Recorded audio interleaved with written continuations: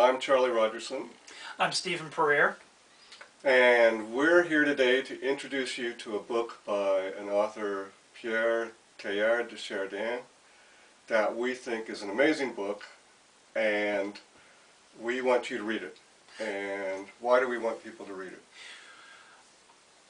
Because we think it's amazing, we think it's extremely important, and when we look across the literature, the more modern literature that's evolved since Tielhard died in 1954, we see that he's had a tremendous influence on other writers, although he's not always cited.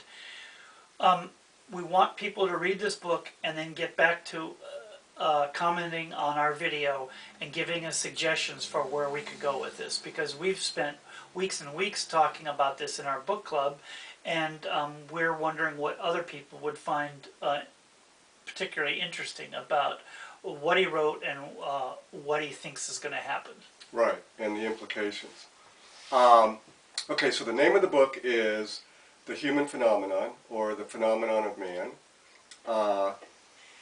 He could not publish this book in his lifetime because he was a Jesuit priest, and for various reasons the church did not approve of what he was saying.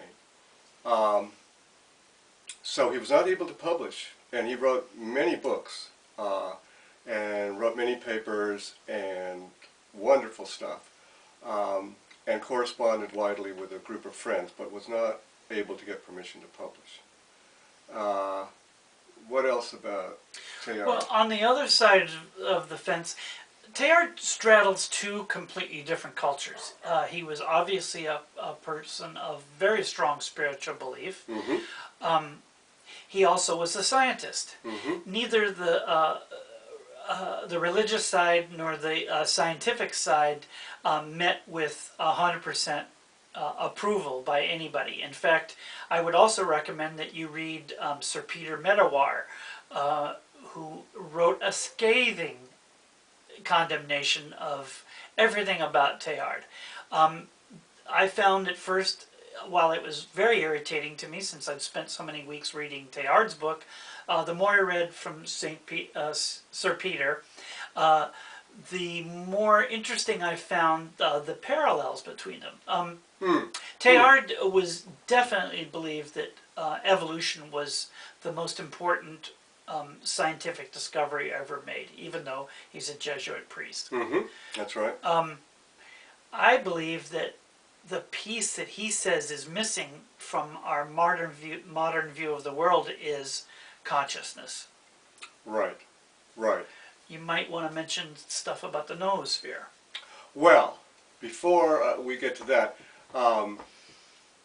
Tielhard was a paleontologist and a geologist, and was involved in scientific work back in the 20s and 30s and 40s,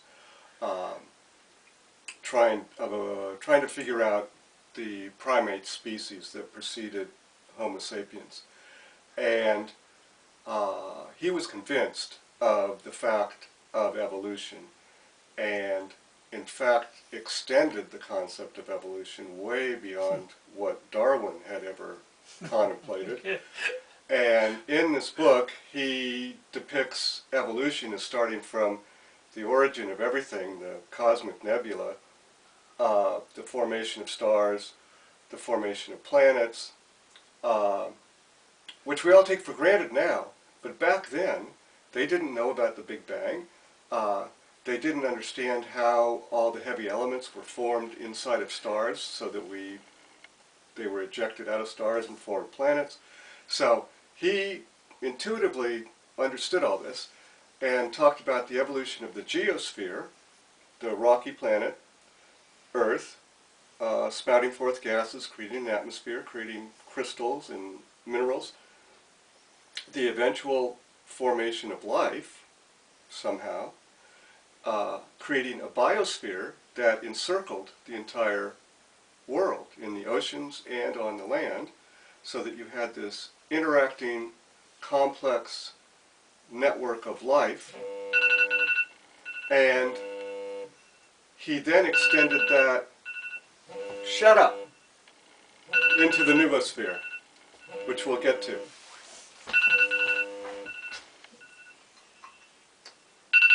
I lost control. Yes, you did. That's okay. I understand. didn't even look at the timer. Oh, I thought you were looking at it. No, I wasn't. Well, Okay. if I was, it wasn't registering.